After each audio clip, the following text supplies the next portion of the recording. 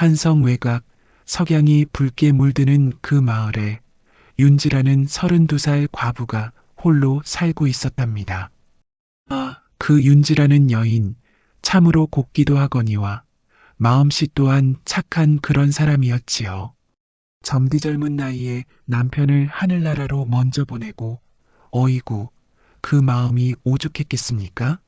신혼 3년 만에 갑작스럽게 남편이 병으로 세상을 떠나버렸거든요. 그때 윤지의 나이가 겨우 29이었으니 꽃다운 나이에 과부가 되어버린 거지요. 재산은 남부럽지 않게 있었지만 그 무엇으로도 채워지지 않는 외로움이란 게 있지 않겠어요? 밤이 깊어갈수록 더욱 깊어지는 그 허전함, 참으로 견디기 어려운 것이었지요. 아이고, 또 이런 밤이 오는구나. 언제까지 이렇게 혼자서. 윤지는 매일 밤마다 술잔을 기울이며 탄식을 했답니다. 그 가냘픈 어깨가 떨리는 모습이 참으로 애처로웠지요.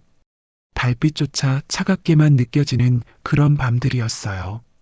집안에는 윤지 혼자뿐 하인 하나 없이 쓸쓸히 지내고 있었거든요. 친정은 멀리 있고 시댁 식구들은 윤지가 재갈까봐 눈치만 주고 정말 외롭고 힘든 나날이었답니다. 여보, 왜 나를 혼자 두고 가셨어요? 너무 외로워요. 술에 취하면 죽은 남편을 부르며 눈물을 흘리곤 했어요. 그런 날이 벌써 3년째, 세월은 흘러도 그 외로움은 더해만 갔지요. 사람이라는 게 혼자서는 살 수 없는 법인데 특히나 젊은 과부의 마음이 오죽이나 외로웠겠습니까? 낮에는 그럭저럭 일로 마음을 달래보지만 밤만 되면 텅 빈 가슴 속에서 뭔가가 자꾸만 울렁거리는 거예요. 동네 아낙네들도 윤지를 보면 안쓰러워했지요. 어이구, 윤지댁, 혼자 계시기 힘드시죠? 괜찮아요. 별 말씀을 그래도 젊은 나이에 혹시 제가 할 생각은 없으세요? 아니에요, 그런 생각은. 윤지는 항상 그렇게 대답했지만 마음속으로는 얼마나 갈등이 많았겠어요? 죽은 남편에 대한 의리도 있고 세상 사람들의 시선도 무섭고 하지만 이 외로움은 또 어떻게 달래야 할지 그러던 어느 날이었습니다. 인근 박찬봉댁에서 큰 잔치가 벌어졌거든요. 막내 아들 장가 보내는 잔치였는데 마을 사람들이 모두 모여서 북적거리는 그런 날이었지요. 윤지댁도 꼭 오세요. 혼자 계시지 마시고. 마을 이장댁 할머니가 윤지를 정성스럽게 부탁했어요. 마을 잔치에 빠지는 사람이 있으면 안 좋게 보는 법이거든요. 윤지도 어쩔 수 없이 준비를 해서 박찬봉댁으로 향했답니다. 말이 좋아 잔치지 혼자 남은 과부에게는 더욱 쓸쓸한 자리가 아니겠어요? 잔치집에 도착해보니 정말 많은 사람들이 모여 있더라고요. 여기저기서 웃음소리가 들리고 신랑 신부도 행복해 보이고 윤지의 마음은 더욱 복잡해졌어요. 저기 저 부부들 보세요. 다정하게 앉아서 술잔을 주고받는 모습이. 다른 부부들을 보니 자신의 처지가 더욱 초라하게 느껴졌답니다. 모든 사람들이 행복해 보이는데 자신만 홀로 떨어져 있는 것 같더라고요. 오늘은 좀 마음을 털어볼까? 이렇게 슬퍼만 하고 있을 수는 없잖아. 그날따라 윤지는 평소보다 술을 많이 마셔댔습니다. 막걸리 한 사발, 두 사발, 그리고 소주까지 취기가 올라오니 세상 걱정도 잠시 잊혀지는 것 같더라고요. 윤지댁, 오늘 좀 많이 드시는구먼. 에이, 괜찮아요. 오늘만은 마음껏 그래도 너무 많이 드시면 괜찮다니까요. 집도 가까운데 뭘. 마을 아낙네들이 걱정스럽게 바라봤지만 윤지는 아랑곳하지 않았어요. 아니, 그럴 수도 없었던 거지요. 술이라도 마시지 않으면 이 가슴 속 답답함을 어떻게 달랠 수 있겠습니까? 시간이 흘러갈수록 윤지의 얼굴이 점점 붉어졌어요. 평소에는 조심스럽던 윤지도 오늘만큼은 모든 걸 잊고 싶었거든요. 어머, 윤지댁, 얼굴이 너무 빨갛네요. 헤헤. 괜찮아요. 기분이 좋아져요. 저녁이 깊어지고 사람들이 하나둘 흩어지기 시작할 무렵 윤지는 이미 제대로 걸을 수도 없을 정도로 취해 있었답니다. 아이고, 집에 가야지. 집에. 어디가 집으로 가는 길이지? 비틀거리며 일어선 윤지. 평소 같으면 마을 아낙네들이 데려다 줬겠지만 그날은 모두들 정신없이 잔치 뒤정리를 하고 있었거든요. 그런데 말입니다. 술에 취한 윤지가 깜깜한 밤중에 길을 잘못 들어서고 말았어요. 본체로 나가야 할 것을, 이게 어디지? 어라? 이상하네. 분명히 나가는 길이었는데. 어둠 속에서 헤매던 윤지는 결국 종놈들이 기거하는 사랑채 쪽으로 들어가 버린 거였습니다. 운명의 장난이었을까요? 아니면 정말 우연이었을까요? 그 방에는 돌쇠라는 28살 머슴이 혼자 누워 있었어요. 키도 크고 어깨도 늠름한 그런 사내였지요. 박찬봉 댁에서 벌써 10년째 일해온 충실한 머슴이었는데 성품도 곱고 힘도 센 그런 사람이었답니다. 돌쇠는 어려서 부모를 잃고 이 집 저 집 떠돌다가 박찬봉 댁에 자리를 잡게 된 그런 사연이 있었어요. 그래서 주인에게 더욱 충성스럽게 일했고 다른 머슴들보다도 신뢰를 받고 있었지요.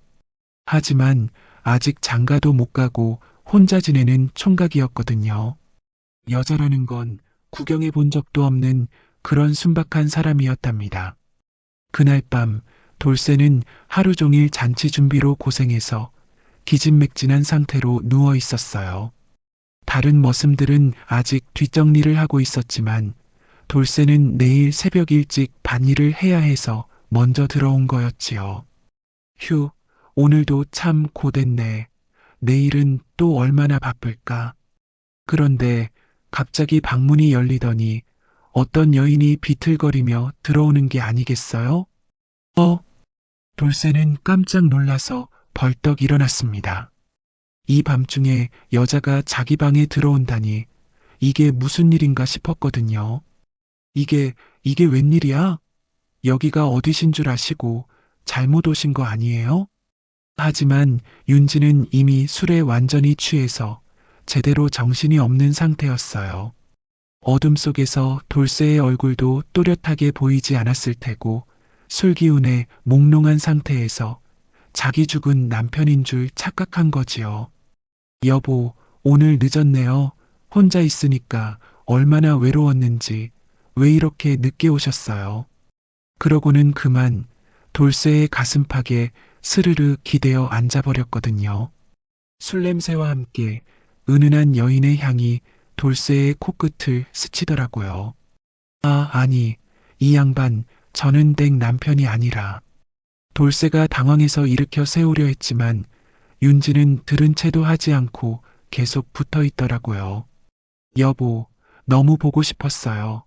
낮에도 밤에도 계속 생각만 났어요. 돌쇠는 어찌할 바를 몰랐습니다. 이런 상황이 처음이었거든요. 깨워야 하나, 그냥 두어야 하나, 정말 난감했어요. 아니, 이 양반, 여기가 어디신 줄 아시고, 일어나세요. 집으로 가셔야죠. 하지만 윤지는 오히려 더 깊이 돌쇠의 품에 파고들었어요. 3년 동안 쌓인 외로움이 술기운과 함께 한꺼번에 폭발한 거였지요. 여보, 안아주세요. 너무 추워요. 너무 외로워요. 그러고는 그만 돌쇠의 무릎을 베고 스르르 잠이 들어버렸어요.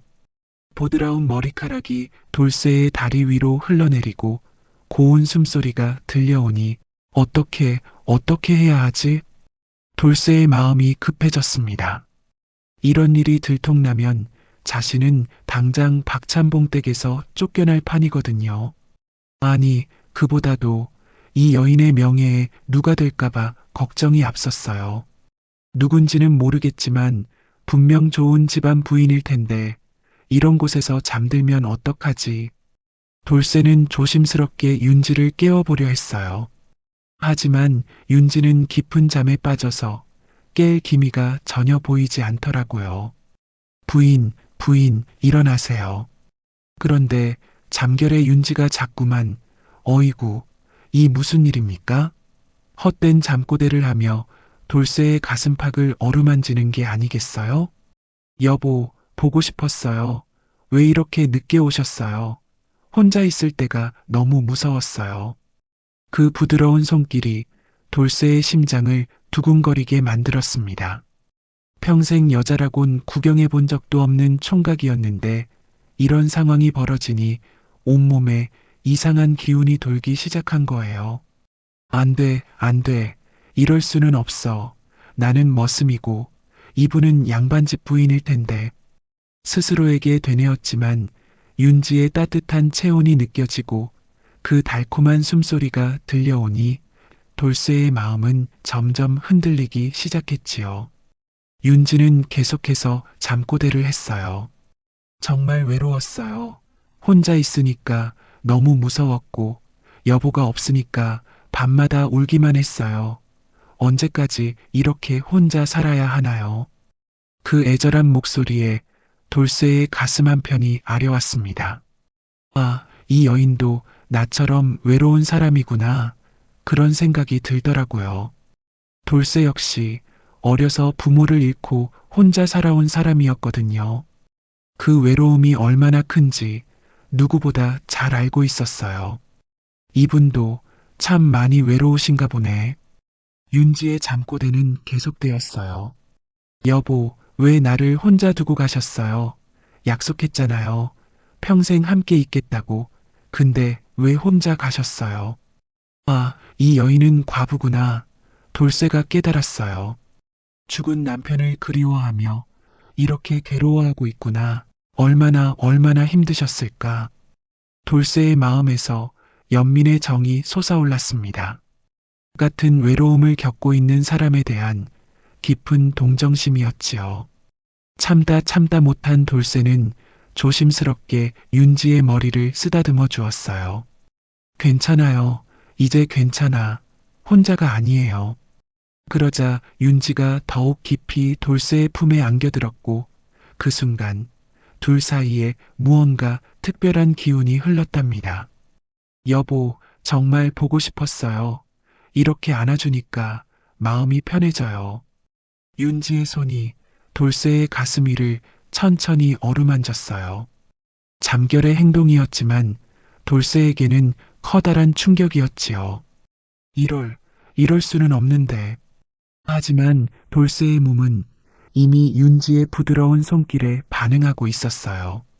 평생 처음 느껴보는 그런 감정이었거든요. 결국 그날 밤 두 사람은 알 수 없는 인연으로 하나가 되었답니다. 운명이 만들어낸 기묘한 만남이었지요. 다음 날 아침 먼저 깬 것은 윤지였어요.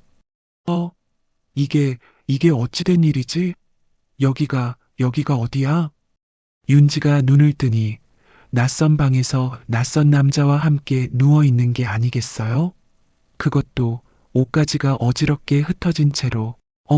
어머나, 이게 무슨 일이야? 그런데 말입니다. 세상에 비밀이라는 게 어디 있겠습니까? 아무리 조심해도 들킬 건 다 들키게 마련이지요. 이 일을 눈치챈 사람이 있었으니 바로 박찬봉 댁의 안주인 채단 부인이었습니다. 40 가까운 나이에도 여전히 미모를 자랑하는 여인이었지만 그 마음 속에는 탐욕과 질투가 가득했지요. 채단 부인은 본래 기생 출신이었어요. 젊은 시절 미모로 이름을 날렸는데 박찬봉이 반해서 첩으로 들인 거였지요. 그 뒤 정실 부인이 죽고 나서 자연스럽게 안주인 자리에 오른 거였답니다. 하지만 그런 출신 때문에 늘 마음속에 콤플렉스가 있었어요. 다른 양반집 부인들처럼 당당할 수가 없었거든요. 그래서 더욱 권력에 집착하고 모든 걸 자기 뜻대로 하려 했답니다. 특히 예전부터 돌쇠를 은밀히 탐하고 있었어요. 늠름한 체격에 충실한 성품까지 자신의 남편인 박찬봉보다도 더 매력적으로 느껴졌거든요. 박찬봉은 나이가 많아서 벌써 기력이 쇠해 있었거든요. 채단 부인으로서는 젊고 건장한 돌쇠가 눈에 들 수밖에 없었지요. 돌쇠 그놈 참 남자답게 생겼어. 저런 사내랑 하룻밤을 보낸다면. 채단 부인은 종종 그런 상상을 하곤 했답니다. 하지만 감히 드러낼 수는 없었지요. 체면이라는 게 있었으니까요. 그런데 그날 아침 일찍 채단 부인은 우연히 놀라운 장면을 목격했어요. 윤지가 돌쇠의 방에서 나오는 것을 말이지요. 어머, 저건 누구야? 새벽 기운이 차가운 시간, 옷깃을 여미며 얼굴이 붉어진 채로 급히 사라지는 여인의 모습. 채단 부인은 그 모습을 똑똑히 봤어요. 윤지가 아니야? 설마 그런 일이? 채단 부인의 얼굴이 일그러졌습니다. 질투심이라는 것이 얼마나 무서운 감정인지 아시겠어요? 마음속에서 불길이 활활 타오르기 시작한 거예요. 감히 그 천한 과부년이 내가 찍어둔 남자를. 채단 부인은 그날 하루 종일 화가 났어요. 밥도 제대로 못 먹고 일도 손에 잡히지 않고 온통 그 생각뿐이었지요. 안 돼. 이대로 둘 수는 없어. 뭔가 조치를 취해야 해. 며칠 동안 채단 부인은 돌쇠와 윤지의 움직임을 은밀히 지켜봤어요. 그러다가 또 다른 충격적인 장면을 보게 되었답니다. 어느 날 저녁 돌쇠가 몰래 윤지의 집으로 가는 걸 목격한 거예요. 역시 그런 사이였구나. 채단 부인의 질투심은 이제 걷잡을 수 없을 정도로 커져버렸어요. 밤잠도 이루지 못하고 온종일 그 생각만 했답니다. 그래, 돌쇠야, 내가 그렇게 나올 거면 나도 가만히 있지 않겠어. 며칠 뒤 채단 부인은 몰래 돌쇠를 불러들였습니다. 아무도 없는 구석진 방으로 말이지요. 돌쇠야, 요즘 어디 마음둘 곳이 생겼나? 예, 무슨 말씀이신지 잘 모르겠습니다. 그러지 말고 솔직히 말해보렴. 혹시 윤지 그년과 무슨 일이 있었던 거 아니야? 돌쇠의 얼굴이 순간 굳어졌어요. 들켰구나 하는 생각이 들더라고요. 부인마님, 그런 게 아니라 아니긴 뭐가 아니야. 내가 다 봤어. 그년이 내 방에서 나오는 것을. 채단 부인의 목소리가 점점 높아졌습니다. 질투에 눈이 뒤집힌 거지요. 부인마님, 그건 뭐야? 변명할 거야? 아니면 인정할 거야? 돌쇠는 할 말이 없었어요. 부인의 추궁에 어떻게 대답해야 할지 몰랐거든요. 돌쇠야, 그 여자가 뭐가 좋다고 나는 안 보이냐? 그러면서 채단 부인은 돌쇠에게 가까이 다가왔어요. 자신의 몸을 과시하듯 음흉한 눈빛을 보내면서 말이지요. 내가 그년보다 못하냐? 어디 한번 비교해 볼까? 채단 부인이 돌쇠의 팔을 잡으며 유혹하려고 했어요. 하지만 돌쇠는 깜짝 놀라서 뒤로 물러섰답니다. 부인마님, 그런 말씀 마십시오. 전 그저 뭐야? 그 천한 과부년이 좋다는 거야? 나보다? 채단 부인의 질투심은 걷잡을 수 없이 커져갔습니다. 자신이 탐하던 남자가 다른 여자에게 마음을 빼앗겼다는 생각에 견딜 수가 없었던 거예요. 부인마님, 제가 잘못했습니다. 하지만은 무슨 하지만이야. 내가 내 마음을 모르는 줄 알았지? 채단 부인의 눈에서 눈물이 흘러내렸어요. 분노와 질투, 그리고 서러움이 뒤섞인 그런 눈물이었지요. 나도 외로워. 늙은 영감하고 살면서 얼마나 답답한지 알아? 채단 부인의 고백에 돌쇠는 당황했어요. 부인이 이런 마음을 품고 있었다니 전혀 몰랐거든요. 부인마님, 죄송합니다만 좋아. 그럼 어디 한번 보자. 그년을 그렇게 좋아한다면. 채단 부인은 마음속으로 음모를 꾸미기 시작했습니다. 윤지를 없애버릴 방법을 말이지요. 며칠 후 채단 부인은 또 다른 머슴인 풍다리를 몰래 불러들였어요. 풍다리는 돌쇠보다는 좀 어리고 순박한 성품의 사내였답니다. 키는 돌쇠보다 작았지만 힘이 세고 성실한 놈이었지요. 무엇보다 주인의 말이라면 무조건 따르는 그런 충직한 성격이었어요. 풍다리도 어려서 고아가 되어 떠돌다가 박찬봉 댁에 자리를 잡게 된 사연이 있었거든요.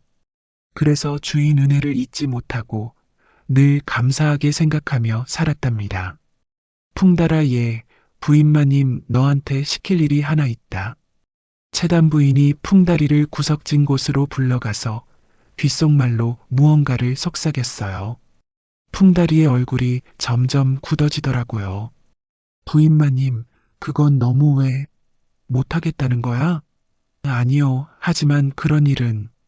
풍다리는 채단 부인의 명령을 듣고 깜짝 놀랐어요.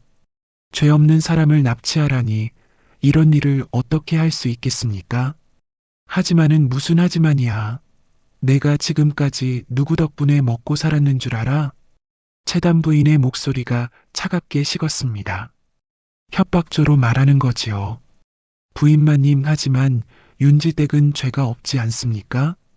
죄가 없긴 남의 집 머슴을 유혹해놓고 그래도는 무슨 그래도야.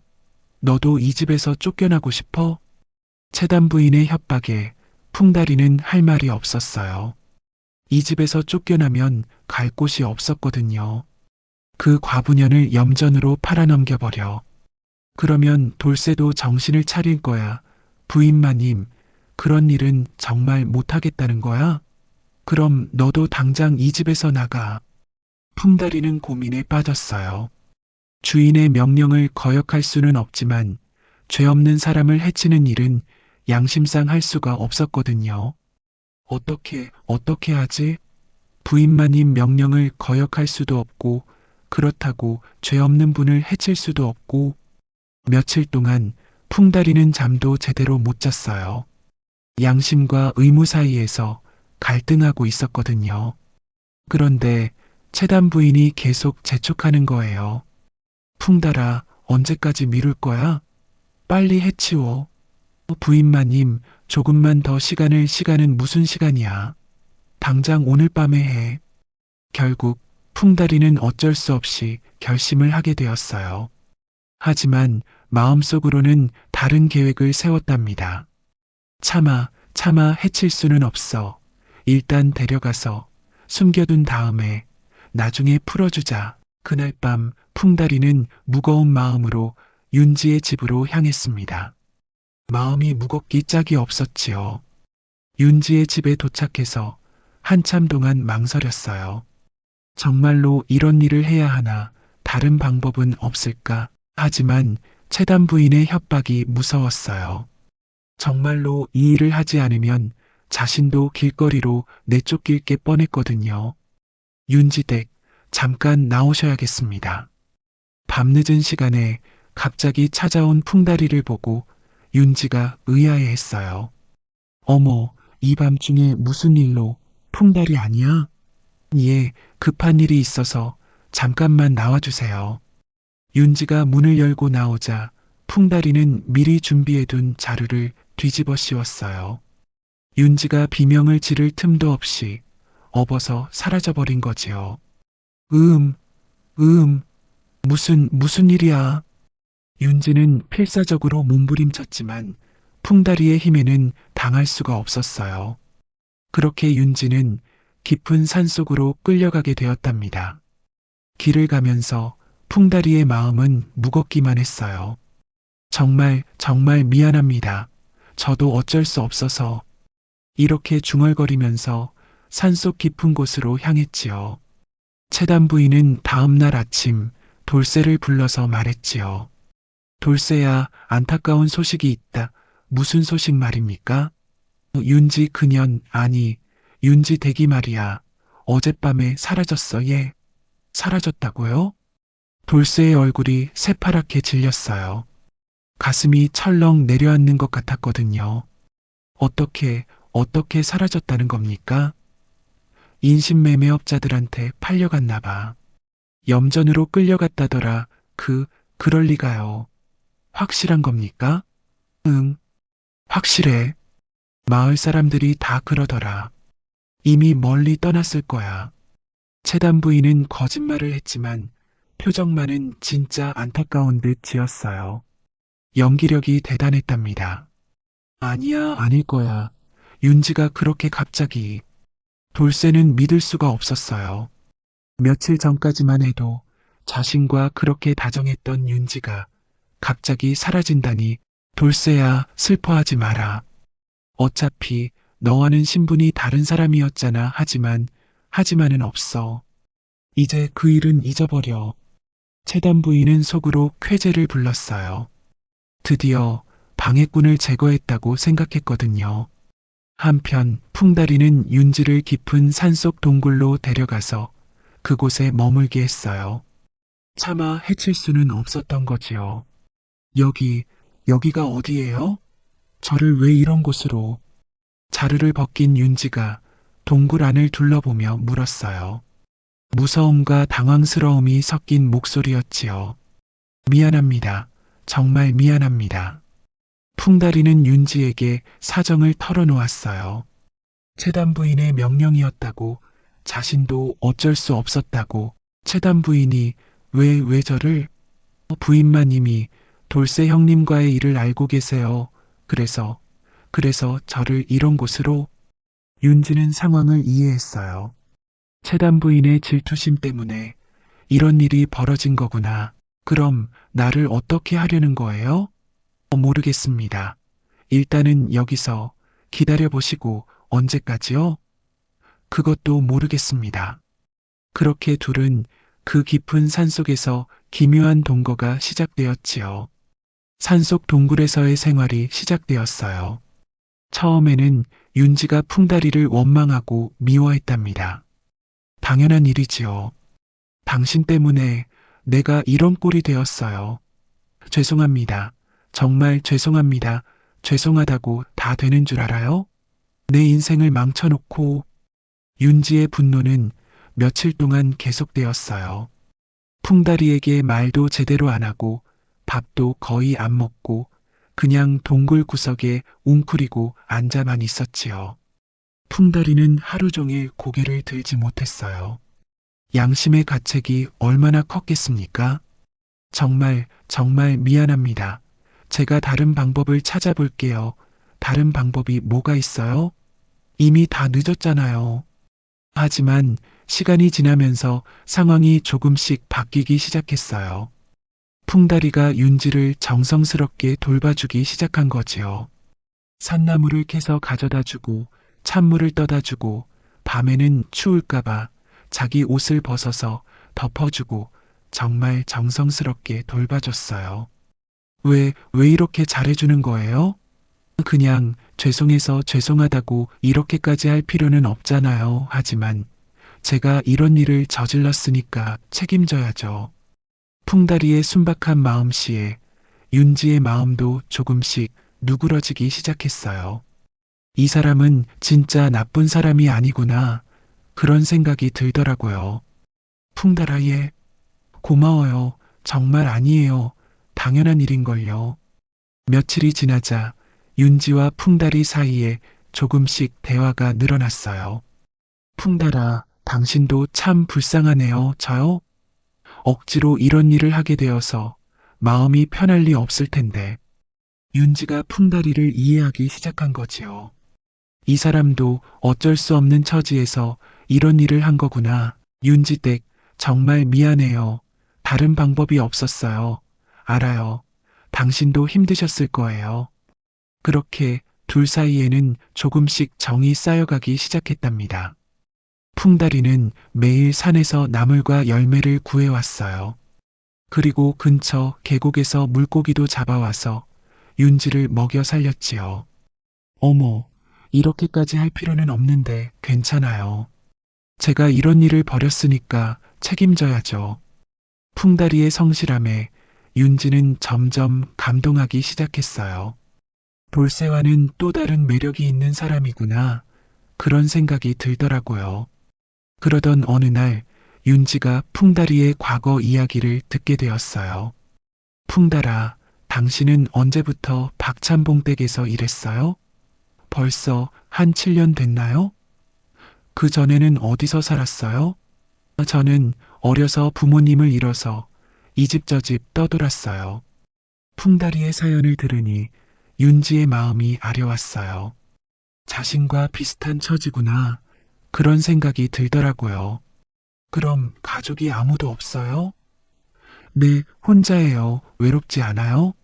외롭죠. 하지만 어쩔 수 없잖아요. 두 사람은 서로의 외로움을 이해하게 되었어요. 같은 아픔을 겪고 있는 사람들이었거든요. 그러던 어느 밤이었습니다. 보름달이 환하게 비치는 그런 밤에 말이지요. 우우우. 갑자기 동굴 밖에서 으스스한 소리가 들려왔어요. 늑대 울음소리였답니다. 풍달아, 저게 뭐야? 늑대들이에요. 굶주린 늑대떼가 냄새를 맡고 동굴까지 찾아온 거였어요. 겨울이 다가오면서 먹이를 찾아 헤매던 놈들이었지요. 얼마나 많아요? 글쎄요, 소리로 봐서는 5-6마리는 되는 것 같아요. 윤지가 무서워 떨었어요.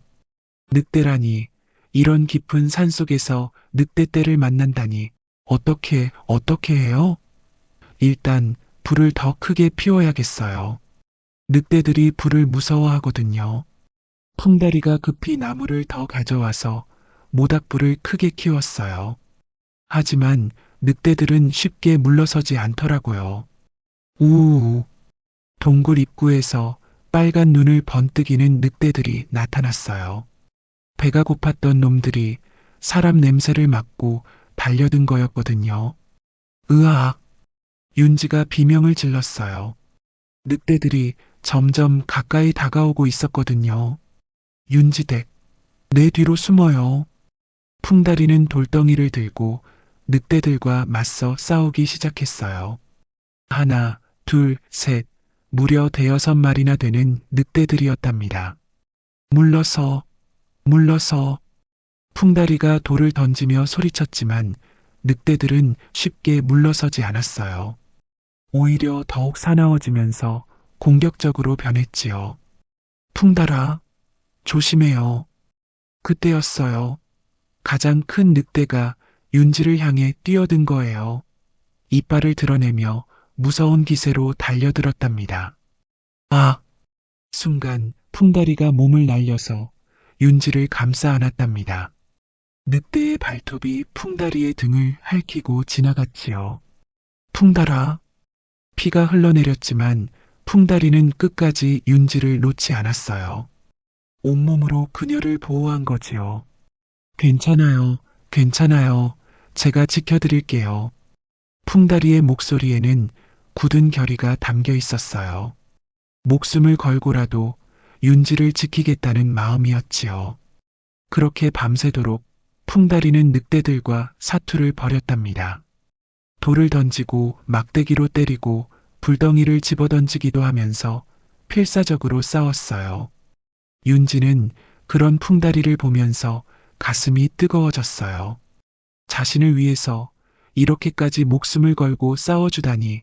풍달아, 너무 무리하지 마요. 괜찮아요. 꼭 지켜드릴게요. 새벽이 되어서야 늑대들이 물러갔지요. 하지만 풍다리는 온몸이 상처투성이가 되어 있었어요. 풍달아, 괜찮아요? 이렇게 다쳤는데. 윤지가 풍다리의 상처를 보고 눈물을 흘렸어요. 자신을 위해서 목숨을 걸고 싸워준 거였거든요. 괜찮습니다. 이 정도는 별거 아니에요. 하지만 상처는 생각보다 깊었어요. 등과 팔에 늑대 발톱에 핥힌 자국이 여러 개 있었거든요. 윤지가 정성스럽게 풍다리의 상처를 돌봐줬어요. 찢어진 옷으로 붕대를 만들어 상처를 감싸주고 약초를 구에다가 발라주고 고마워요. 정말 고마워요. 무슨 말씀을, 당연한 일인걸요. 그날 이후 윤지는 풍다리를 완전히 다른 눈으로 보게 되었어요. 이 사람의 진심을 비로소 알게 된 거지요. 며칠 후 두 사람은 그 깊은 산 속에서 마침내 하나의 정을 나누게 되었답니다. 한편 윤지가 사라진 뒤 돌쇠는 미칠 것 같았어요. 밤낮으로 윤지 생각뿐이었거든요. 윤지는 지금 어디에 있을까? 정말 염전으로 팔려간 걸까? 돌쇠는 박찬봉대길도 제대로 하지 못했어요. 멍하니 앉아서 허공만 바라보고 있곤 했지요. 밥도 제대로 못 먹고 잠도 못 이루고 돌쇠야 왜 이렇게 일을 대충 해? 정신 차려. 다른 머슴들이 파박해도 돌쇠는 들은 채도 하지 않았어요. 온통 윤지 생각뿐이었거든요. 채단 부인은 그런 돌쇠를 보면서 속으로 쾌재를 불렀답니다. 이제 정신 차렸지? 그 천한년 때문에 고생할 일은 없어. 하지만 시간이 지나도 돌쇠의 마음은 윤지를 잊지 못했어요. 오히려 더욱 그리워하게 되었답니다. 사랑이라는 게 잃고 나서야 더 크게 느껴지는 법이거든요. 윤지가 곁에 있을 때는 당연하게 생각했는데 없어지고 나니 그 소중함을 뼈저리게 느끼게 된 거지요. 안 돼. 이대로 포기할 수는 없어. 윤지를 찾아야 해. 한 달이 지나도 돌쇠의 마음은 변하지 않았어요.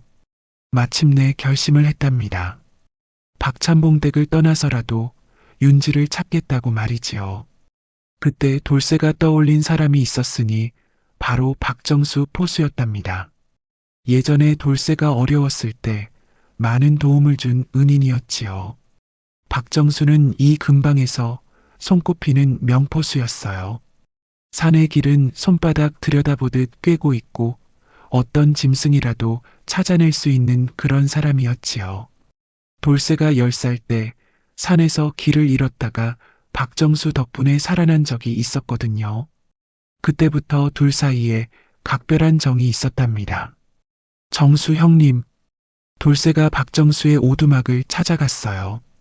깊은 산속에 혼자 살면서 사냥으로 생계를 유지하는 그런 삶이었지요. 돌쇠가 아니냐? 이런 산속까지 무슨 일로 형님 부탁이 있어요. 돌쇠는 박정수에게 윤지가 사라진 일을 털어놓았어요. 물론 둘 사이의 자세한 이야기는 빼고 말이지요. 그래서 혹시 형님이 찾아주실 수 있을까요? 인신매매업자들이 데려갔다면 이미 멀리 갔을 텐데. 박정수가 곰곰 생각해 보더니 고개를 끄덕였어요. 좋아. 옛날 내가 나를 도와준 적이 있으니 이번엔 내가 너를 도와주마. 돌쇠가 박정수를 도와준 일이라니 그것은 몇 년 전 일이었어요. 박정수가 곰 사냥을 하다가 큰 부상을 당했을 때 돌쇠가 밤새도록 간병해 준 적이 있었거든요. 고맙습니다. 형님, 정말 고맙습니다. 그런 소리 말고 일단 준비부터 하자. 그렇게 박정수와 돌쇠는 윤지를 찾는 일에 나서게 되었답니다. 일단 주변 마을부터 수소문해보자. 혹시 목격자가 있을지도 모르니까. 네, 형님. 이틀 동안 여러 마을을 돌아다니며 알아봤지만 윤지의 행방은 오리무중이었어요. 아무도 그런 일을 본 사람이 없다는 거예요. 이상하네. 인신매매업자들이 지나갔다면 누군가는 봤을 텐데. 박정수도 의아해했어요. 보통 그런 일이 있으면 마을 사람들이 눈치채기 마련인데 아무도 모른다는 게 이상했거든요. 그런데 셋째 날 한 마을에서 이상한 증언을 들었어요. 며칠 전 밤에 어떤 사내가 자루를 메고 산으로 올라가는 걸 봤어요. 자루요? 네. 그런데 그 안에서 사람 목소리가 들리는 것 같았는데 박정수의 눈이 번뜩였어요. 혹시 그 사내의 생김새를 기억하세요? 글쎄요. 어둠 속이라 잘은 안 보였는데 키가 작고 건장한 체격이었던 것 같아요. 돌쇠가 퍼뜩 떠올린 사람이 있었어요. 풍다리, 설마 풍다리가? 박정수의 안내로 돌쇠는 그 산속 깊은 곳을 샅샅이 뒤지기 시작했어요. 며칠째 계속된 수색 끝에 마침내 그 동굴을 발견하게 되었지요. 저기서 불빛이 보여요. 돌쇠가 가리킨 곳에 작은 모닥불빛이 어렴풋이 보였어요. 두 사람은 조심스럽게 그곳으로 다가갔답니다. 동굴 입구에 도착해서 안을 들여다본 돌쇠는 그만 눈앞이 캄캄해졌어요. 윤지가 풍다리의 품에 안겨서 다정하게 이야기하고 있는 게 아니겠어요. 그것도 매우 친밀한 모습으로 말이지요. 뭐야 이게. 돌쇠의 고함 소리에 두 사람이 깜짝 놀라서 일어났어요. 돌쇠야. 윤지, 정말 살아있었구나. 돌쇠는 기뻐서 윤지에게 달려가려 했지만 윤지가 뒤로 물러서는 게 아니겠어요? 풍다리의 뒤로 숨는 것처럼 말이지요. 윤지, 왜 그래? 나야, 돌쇠야. 너를 찾느라 얼마나 고생했는데, 돌쇠, 미안해요. 윤지의 목소리가 떨렸어요. 그 사이 자신의 마음이 바뀌었다는 걸 말해야 했거든요. 미안하다니 무슨 소리야? 내가 사라져서 얼마나 찾았는데 혹시 다친 곳은 없어? 그때 풍다리가 앞으로 나섰어요. 돌쇠 형님, 죄송합니다, 풍달아. 내가 여기 왜 설마. 돌쇠가 상황을 파악하기 시작했어요. 풍다리가 윤지를 여기로 데려온 거구나. 내가 윤지를 납치한 거야? 죄송합니다. 부인마님의 명령이었어요. 풍다리가 모든 사실을 털어놓았어요. 채단 부인의 음모, 그리고 자신이 윤지를 해치지 못하고 여기 숨겨둔 일까지. 그 여자가 채단 부인이 그런 일을 왜 그런 짓을 했어? 돌쇠의 얼굴이 분노로 일그러졌어요. 하지만 더 큰 충격은 윤지와 풍다리 사이에 정이 생겼다는 사실이었지요. 윤지, 설마 너도 이놈과 돌쇠 미안해요. 정말 미안해요. 윤지가 고개를 숙였어요. 어떻게 설명해야 할지 말문이 막혔거든요. 어떻게 이런 일이, 넌 내 여자였잖아. 돌쇠, 그런 식으로 말하지 마요. 윤지가 조용히 대답했어요. 하지만 그 목소리에는 확고한 의지가 담겨 있었지요. 이 자식이. 돌쇠가 주먹을 불끈 쥐고 풍다리에게 달려들었어요. 분노와 질투가 이성을 잃게 만든 거지요. 내 여자를 빼앗고도 멀쩡히 있을 줄 알아? 돌쇠의 주먹이 풍다리의 얼굴을 때렸어요. 풍다리가 비틀거렸지만 맞서서 대항하지는 않았답니다. 형님, 저도 어쩔 수 없었어요. 어쩔 수 없었다고? 그런 변명이 어디 있어. 박정수가 말렸지만 돌쇠는 들을 귀가 없었어요. 계속해서 풍다리를 때리려고 했지요. 형님, 진정하세요. 결국 풍다리도 맞서 싸울 수밖에 없었어요. 자신이 잘못한 건 맞지만 이제는 윤지를 지켜야 했거든요. 두 사내가 뒹굴며 싸우는 모습을 윤지는 차마 볼 수가 없었어요. 그만해요. 제발 그만해요. 윤지가 두 사람 사이에 몸을 던졌어요. 돌쇠, 이제 그만해요. 내 마음은 이미 정해졌어요. 윤지, 무슨 소리야. 이젠 이 사람이 내 서방이에요. 윤지의 말에 돌쇠는 맥없이 주저앉고 말았어요. 자신의 사랑이 이렇게 끝나버린다는 게 믿어지지 않았거든요. 왜 이렇게 된 거야? 우리 사이가 그렇게 허무한 거였어? 돌쇠의 눈에서 눈물이 흘러내렸답니다. 그날 이후 모든 것이 정리되기 시작했어요. 윤지는 풍다리에게 말했지요. 우리 이곳을 떠나요. 멀리 가서 새로 시작해요. 정말 괜찮으세요? 저 같은 사람과 괜찮아요. 당신과 함께라면 어디든지 괜찮아요. 두 사람은 그 깊은 산에서 생긴 사랑을 소중히 여기기로 했답니다. 세상 사람들이 뭐라고 하든 서로의 마음만은 진실했거든요. 그럼 우리 마을을 떠나서 저 멀리 강원도 쪽으로 가볼까요? 좋아요. 어디든지 당신과 함께라면. 두 사람은 새로운 삶을 시작하기 위해 준비를 했어요. 가진 건 별로 없었지만 서로가 있으니까 든든했답니다. 한편 돌쇠는 박찬봉 댁으로 돌아가서 채단 부인을 찾아갔어요. 부인, 모든 걸 알았습니다. 뭘 안다는 거야? 윤지를 납치하라고 시킨 게 부인이었다는 걸 말이에요. 채단 부인의 얼굴이 새파랗게 질렸어요. 그건 이제 와서 변명하지 마세요. 저도 이제 정말 끝이라는 걸 깨달았거든요. 돌쇠의 목소리가 차분했어요.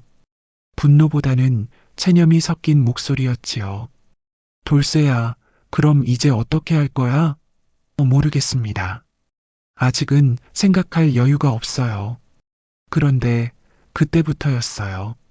채단 부인이 돌쇠에게 진심으로 다가가기 시작한 거예요. 며칠 후 채단 부인이 돌쇠를 찾아왔어요. 돌쇠야, 내가 정말 잘못했다. 부인 질투심에 미쳐서 그런 일을 저질렀어. 너를 독차지하고 싶은 마음에. 채단 부인의 눈에서 진심이 느껴졌어요. 그동안의 일들을 깊이 반성하고 있는 것 같더라고요. 이제부터는 진짜 마음으로 너를 대하고 싶어. 더 이상 거짓이나 개교는 없이 부인마님 나도 외로웠어. 늙은 영감하고 살면서 얼마나 답답했는지. 채단 부인의 고백에 돌쇠도 마음이 움직였어요. 이 사람도 나름대로 외롭고 힘들었구나. 시간이 흘러서 돌쇠도 조금씩 마음을 열기 시작했어요. 윤지에 대한 사랑은 아름다운 추억으로 간직하고 새로운 인연을 받아들이기로 한 거지요. 부인마님, 저도 다시 시작해보고 싶습니다. 정말이야? 네, 과거는 과거고 이제는 앞만 보고 살아가죠. 몇 달 후 박찬봉이 병으로 세상을 떠났어요. 그 뒤 채단 부인과 돌쇠는 정식으로 혼인을 올리게 되었답니다. 돌쇠야, 앞으로는 정말 행복하게 살자. 네, 부인, 아니, 마님. 그리고 저 멀리 강원도 산골에서는 윤지와 풍다리가 작은 농사를 지으며 행복하게 살아가고 있었어요. 여보, 오늘 날씨가 참 좋네요. 그러게요. 이런 날에는 반일도 잘 될 것 같아요. 두 사람은 서로를 아끼고 사랑하며 평범하지만 소중한 일상을 만들어 갔답니다. 가끔 윤지가 돌쇠를 떠올릴 때도 있었지만 이제는 미안함보다는 고마운 마음이 더 컸어요. 그 인연이 있었기에 지금의 행복도 가능했다고 생각했거든요. 어느 날 윤지가 풍다리에게 말했어요. 여보, 우리 참 운이 좋은 것 같아요. 왜요? 이렇게 서로를 만날 수 있어서 말이에요. 처음엔 원망스러웠지만 지금 생각해보니 모든 게 운명이었던 것 같아요. 풍다리가 윤지의 손을 잡으며 말했지요. 저도 그런 생각이 들어요. 부인마님의 명령으로 시작된 일이었지만 결국은 저희들에게 행복을 가져다 줬으니까요. 1년 후 윤지와 풍다리에게 첫 아이가 태어났어요. 그리고 돌쇠와 채단 부인도 화목한 가정을 꾸려가고 있었답니다. 그렇습니다. 여러분, 세상 일이라는 게 참으로 묘하지 않겠어요? 나쁜 일로 시작된 것도 결국은 좋은 결과를 가져다 주기도 하고 사람과 사람 사이의 인연이라는 것도 어떻게 이어질지 아무도 모르는 법이지요. 가시투성이 두더지에게도 짝이 있다고 했듯이 결국 모든 사람에게는 자신만의 운명적인 짝이 있는 법인가 봅니다. 윤지와 풍다리 그리고 돌쇠와 채단 부인 모두들 처음에는 험난한 길을 걸었지만 결국은 제자리를 찾아가게 되었지요. 사랑이라는 게 참으로 신기한 것입니다. 때로는 질투와 미움을 낳기도 하고 때로는 희생과 용서를 가져다 주기도 하고 하지만 진정한 사랑이라면 결국은 모든 걸 제자리로 돌려놓는 법이지요. 각자에게 맞는 진짜 인연을 찾아주는 것 말이에요. 그러니까 여러분도 지금 사랑 때문에 힘들어하고 계신다면 너무 조급해하지 마세요. 모든 일에는 때가 있는 법이고 진정한 인연은 언젠가는 반드시 찾아오게 되어 있거든요. 때로는 예상치 못한 곳에서 예상치 못한 사람과 그런 운명적인 만남이 이루어지기도 하는 법이니까요. 오늘 이야기는 여기서 마무리하겠습니다. 다음에 또 재미있는 이야기로 찾아뵙겠어요. 그럼 안녕히 계세요.